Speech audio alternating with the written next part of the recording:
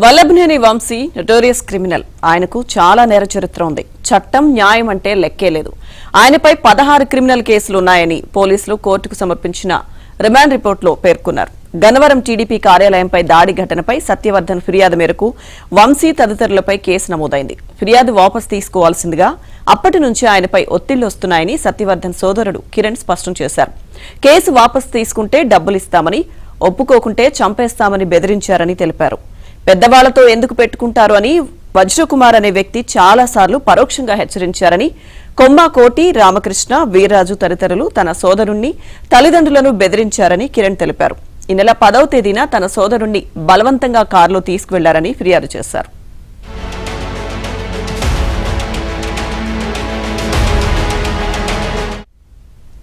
కిరణ్ ఫిర్యాదు మేరకు కేసు నమోదు చేసి మొత్తం 4 బృందాలతో నిందితుల కోసం గాలింపు మొదలుపెట్టామన్నారు.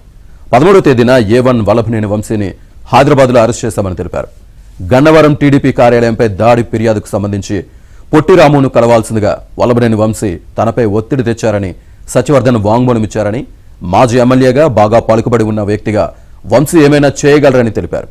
ఆయన ఆదేశాల మేరకు పొట్టిరాము నన్ను హనుమాన్ జంక్షన్కు తీసుకెళ్లారని, కేసు వాపసు తీసుకుంటున్నట్టు రాసిన వాంగ్మూలంపై బెదిరించి సంతకం చేయించారని అన్నారు. ఆ తర్వాత కారులో తనను బలవంతంగా కోర్టుకు తీసుకెళ్లారని రిమాండ్ రిపోర్టులో పేర్కొన్నారు. అక్కడ వాంగ్మూలం ఇప్పించారని సత్యవర్ధన్ తెలిపారు.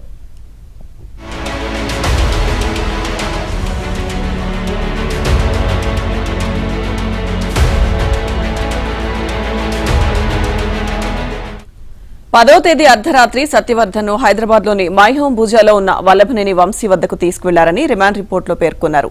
కేసు వాపసు తీసుకుంటూ మెజిస్ట్రేట్కి ఇచ్చిన వాంగ్మూలానికి కట్టుబడి ఉండాలని మళ్లీ బెదిరించారని తెలిపారు.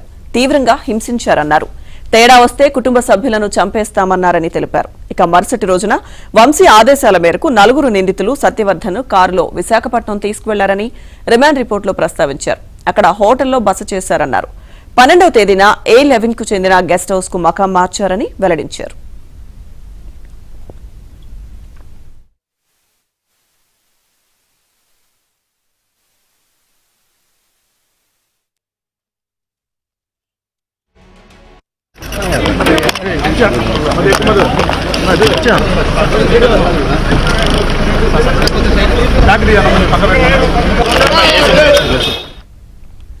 సత్యవర్ధన్ విశాఖపట్నంలో ఉన్నట్టు గుర్తించి అక్కడికి వెళ్లామన్నారు పోలీసులు.